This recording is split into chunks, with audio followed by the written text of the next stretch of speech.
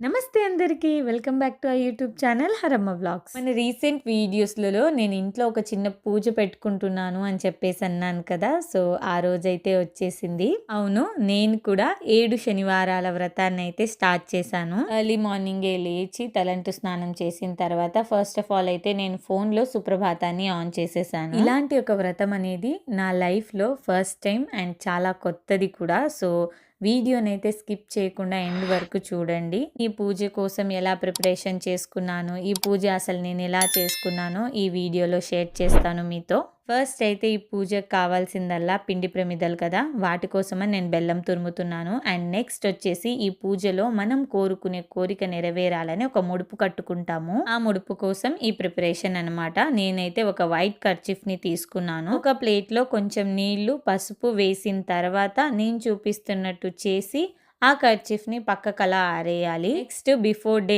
నైటే నేను పిండి ప్రమిదల కోసం అని చెప్పేసి బియ్యాన్ని నానబెట్టాను. మార్నింగ్ 4 o'clock అలా లేచి ఒక గంట సేపు అలా ఆరేసాను. జస్ట్ కొంచెం సేపు అలా ఫ్యాన్ కింద ఆరేస్తే సరిపోతుంది. నెక్స్ట్ ఆ బియ్యాన్నంతా మెత్తగా గ్రైండ్ చేసి మనం ఇంకా అదే పిండితో మనం చలిమిడి అదే విధంగా పిండి ప్రమిదల్ని కూడా చేస్తాము. దాని తర్వాత అందులో కొంచెం బెల్లం తురుము, ఒక అరటికాయ, కొంచెం పాలు, కొంచెం నీళ్లు, కొంచెం ఘీ వేసి నేనైతే మెత్తగా పిండినైతే మనం చపాతీ పిండి ఎలా చేస్తామో అలా చేసుకున్నాను అనమాట. నాకు మాత్రం ఇక్కడ చాలా భయం వేసింది, ఎందుకంటే పిండి కొంచెం గరుకుగా ఉంది, అంత సాఫ్ట్ గా రాలేదు. సో అసలు ఇది ఎలా చేయాలో నాకు తెలీదు. ఫస్ట్ టైం కాబట్టి ఈ పిండి ఇలా ఉంటుందని కూడా నాకు అర్థం కాలేదు. ఏదో నాకు వచ్చినట్టు చేశాను. ఒక విధంగా చెప్పాలంటే నాకు ఆ టైంలో ఏడుపు ఒక్కటే తక్కువ. కానీ మా వారు లేదు బాగా చేసావు, బాగున్నాయి అని చెప్పేసి భలే సపోర్ట్ చేశారు నన్ను ఆ టైంలో. ఆ తర్వాత స్వామివారి కోసమని నేను పీఠాన్ని రెడీ చేస్తున్నాను. నా దగ్గర ఉన్న ఒక పీఠం తీసుకున్నాను. ఇంకా దాన్ని మొత్తం పసుపుతో మంచిగా అలంకరించాను అనమాట. ఆ తర్వాత బియ్యం పిండితో ఆ పీఠం మీద నాకు వచ్చిన ఒక చిన్న ముగ్గునైతే వేశాను. అదే విధంగా కుంకుమతో బియ్యం పిండితో పీఠం మొత్తం బొట్టుతో అలంకరించాను. ఏదో నాకు వచ్చిన చిన్న ముగ్గు వేశాను. నాకంత పెద్దగా ముగ్గులైతే ఏం రావు. చిన్న పెద్ద అని ఆలోచించకుండా మనసుతో భక్తితో చేస్తే సరిపోతుందని నా నమ్మకం. అదే విధంగా స్టార్ట్ చేశానన్నమాట. అసలు నాకు ఈ పూజ గురించి తెలిసింది చాలా రీసెంట్ అనమాట. ఒక 10 days ముందేమో తెలిసింది. అయితే నేను ఎవరిని అప్రోచ్ అయితే అవ్వలేదు. అసలు ఎలా చేస్తారు ఏంటి అని చెప్పేసి నేనైతే ఎవరిని అప్రోచ్ అవ్వలేదు. ఫస్ట్ ఆఫ్ ఆల్ ఒక షార్ట్ వీడియోలో మాత్రం చూశాను.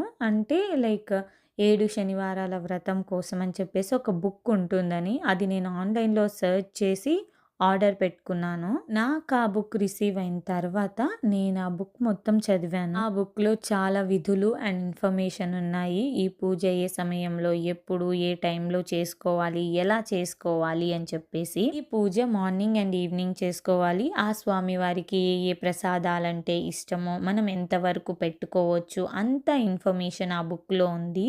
అంతా చదివేసిన తర్వాత నాకెందుకో మనసులో ఒక చిన్న భయం అయితే ఉంది. అంటే ఈ పూజ నేను చెయ్యగలనా? తర్వాత నేను ఒక్కదాన్నే కూర్చొని లేదు, ఇన్ని భయాలుంటే మనం ముందుకు సాగలేము, ఏదైతే అది అవుతుంది, నేను మాత్రం భక్తితో నిష్టగా పూజ చేయాలి అని అనుకున్నాను. దాని తర్వాత ఇంట్లో వాళ్ళకి చెప్తే వాళ్ళు ఒప్పుకున్నారు. అండ్ ఈ పూజ నాతో పాటు మా వారు కూడా స్టార్ట్ చేశారనమాట. మేము లేట్ చేయకుండా ఇంకా నెక్స్ట్ వీకే ఈ పూజను స్టార్ట్ చేసేసాము. ఈ స్వామి వారైతే అలంకార ప్రియుడు అంటారు కదా, నాకు తెలిసినట్టు ఆ పీఠాన్ని అలా అందంగా రెడీ చేసి దాని మీద ఒక పసుపు రంగు క్లాత్ నైతే వేసానన్నమాట. అదేనండి బ్లౌజ్ పీస్ తీసుకున్నాను. ఇందులో గ్రీన్ లేదా రెడ్ కలర్ కూడా మీరు తీసుకోవచ్చు. అయితే పీఠం మీద డైరెక్ట్గా ఆ దేవుని పటాన్ని పెట్టకుండా ఫస్ట్ ఆఫ్ ఆల్ దాని మీద కొంచెం బియ్యము, పసుపు, కుంకుమ, గంధం వేసిన తర్వాత ఆ స్వామివారి పటాన్ని అక్కడ పెట్టడం మంచిదంట.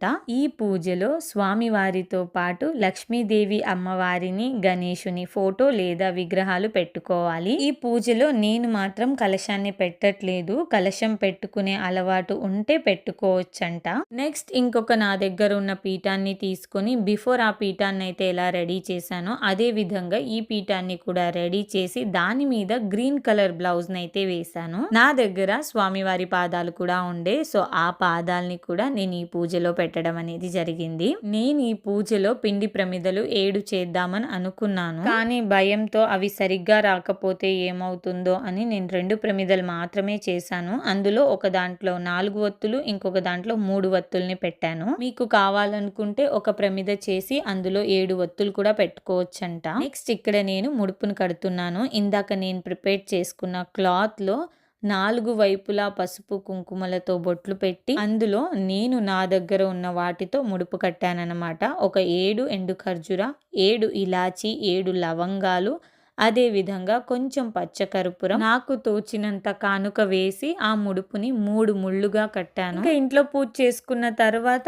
తులసమ్మ దగ్గర కూడా పూజ చేసేసి నేను ఇంకా పీఠం దగ్గరికి వెళ్ళాను. ఈ పూజలో మనం స్వామి వారికే కాకుండా శనిదేవుణ్ణి కూడా పూజిస్తాము. అందుకని ఆవు నెయ్యితో పాటు నేను నువ్వుల నూనెను కూడా ఈ పూజలో వాడుతున్నాను. ఎక్కువగా శనిదేవునికి నువ్వుల నూనెతో దీపారాధన చేస్తారు. అందుకని చెప్పేసి ఈ పూజలో నేను నువ్వుల నూనెను కూడా వాడుతున్నాను. పూజ ప్రారంభించే ముందు నేను ఒక కోరిక బలంగా కోరుకొని ఒక ముడుపునైతే కట్టాను కదా, ఆ ముడుపుని మనస్ఫూర్తిగా నమస్కరిస్తూ, నేను కోరిన ఈ కోరిక త్వరలోనే ఫలిస్తే నీ సన్నిధికి వచ్చి నా ఈ ముడుపుని చెల్లించుకుంటాను అని చెప్పేసి మొక్కుకున్నానమాట. తర్వాత ఆ ముడుపుని ఆ స్వామివారి పాదాల దగ్గర పెట్టి నేను ఇంకా పూజనైతే స్టార్ట్ చేశాను. నా శక్తి కొరకు నాకు తగినట్టు నాకు తెలిసింది నేను ఆ స్వామివారికి ప్రసాదంగా సమర్పించాను. వడపప్పు, పానకం, నువ్వులుండలు, చలిమిడి అదే చిమ్మిలి అని కూడా అంటూ ఉంటారు. అదే విధంగా కొన్ని అరటి పండ్లనైతే పెట్టి నేను ఇంకా పూజ అయితే చేసుకున్నాను. మొదటిగా వినాయకుడిని పూజించి తర్వాత స్వామివారికి పూజ ప్రారంభించాను. నాకు తెలిసిన గోవింద నామాలతో పాటు పద్మావతి అష్టోత్రము, లక్ష్మీదేవి అష్టోత్రము, అదే విధంగా శ్రీ వెంకటేశ్వరుని అష్టోత్రముతో ఈ పూజనైతే చేసుకున్నాము. మనం ఆర్డర్ చేసుకున్న బుక్ లో వ్రత కథ కూడా ఉందన్నమాట. ఆ కథను కూడా చదువుకున్నాము. ఉదయం పూజ అయితే ఎలాంటి ఆటంకం లేకుండా చాలా బాగా జరిగింది. ఇంకా సాయంత్రం పూజ కోసం నేను ప్రిపేర్ అవుతున్నాను. ఇంకా సాయంత్రం పూజలో స్వామివారికి నైవేద్యం పెట్టాలంట. సో అందుకని నేను మార్కెట్కి వెళ్ళి కూరగాయలు అయితే తీసుకున్నాను. అదే విధంగా ఒక జంటని అతిథిగా పిలిచి ఆ నైవేద్యాన్ని ఆ జంటకి కడుపు నిండా పెట్టి వాళ్ళ ఆశీర్వాదాలు తీసుకోవాలి. సో మనకి వీలుంటే, మనకంత శక్తి ఉంటే మనం అలా చెయ్యొచ్చు. లేదంటే సాయంత్రం దీపారాధన చేసుకుంటే సరిపోతుంది. నిజానికి నేను కూడా జస్ట్ దీపారాధన మాత్రమే చేసుకుందామని అనుకున్నాను. అందుకే సాయంత్రపు పూజలో నల్ల ద్రాక్ష అనేది స్వామి వారికి ఎంతో ఇష్టం కదా, సో అది కూడా తెచ్చి పెట్టుకున్నాను. కానీ ఎందుకో తెలియదు కానీ విత్ ఇన్ మినిట్స్లో నేను డిసైడ్ అయిపోయి, లేదు స్వామివారికి నేను నైవేద్యం పెడతాను, అతిథుల్ని పిలిచి వాళ్ళ కడుపు నిండా నేను భోజనం పెట్టి వాళ్ళ ఆశీర్వాదాలు అయితే నేను తీసుకోవాలని అనుకున్నాను. అందుకని ఈ ప్రిపరేషన్ అంతా చేసుకున్నాను అనమాట. ఇంకా ఇంటికి వచ్చేసి సాయంత్రం నైవేద్యంకి ఏమేం కావాలో అంతా ప్రిపేర్ అయితే చేసేసాను. నేను లాస్ట్ మినిట్లో డిసైడ్ అయ్యాను. ఆ టైంలోనే ఒక పేరుకి కాల్ చేశాము. సో నాకు అనిపించింది రారేమో అంత సడన్ గా చెప్తున్నాము కదా అని. కానీ మా అదృష్టం చూడండి, వాళ్ళు కాదనకుండా ఒక్క మాట ఒక్క కాల్లో వస్తామన్నారు. నాకు ఇంకా ఉత్సాహం అయితే డబల్ అయిపోయింది. వంట అయితే ఫాస్ట్ గా చేసేసాను. మళ్ళీ స్నానం చేసేసి నేను ఇంకా పూజలో కూర్చున్నాను. నేను ఏదైతే ప్రసాదం చేశానో అది నైవేద్యంగా దేవుడికి పెట్టాను. ఇంకా ఫోన్లో నేనైతే అలా పూజా విధానాన్ని ఆన్ చేసేసి సపరేట్గా ఇంట్లో చేసుకున్నామన్నమాట. నాతో పాటు ఈరోజు మా వారు కూడా ఉపవాసం ఉన్నారు. నేను ఆ పేరుని ఈ వీడియోలో చూపించలేదు, ఎందుకు అన్కంఫర్టబుల్ చేయడం అని. అయితే నా ఈ 7 శనివారంల వ్రతము మొదటి వారం అయితే చాలా బాగా జరిగింది. అయితే చిన్న లోపాలు అనేవి ఉండొచ్చు. నేను ఏది కావాలని అయితే అస్సలు చెయ్యలేదు. నేను జస్ట్ భక్తితో శ్రద్ధతో ఈ పూజను చేశాను. ఏదైనా తప్పుంటే ఆ దేవుడే చూస్తూ ఉంటారు, నన్ను మాత్రం క్షమిస్తాడని అనుకుంటున్నాను. నెక్స్ట్ వారం ఇంకొంచెం ఓపిక ఇచ్చి ఇంకా మంచిగా ఈ పూజ చేసుకోవాలని ఆ దేవుణ్ణి కోరుకుంటున్నాను. మళ్ళీ నెక్స్ట్ వారం పూజలో కలుసుకుంటాను. అప్పటి వరకు నమస్తే, బాయ్.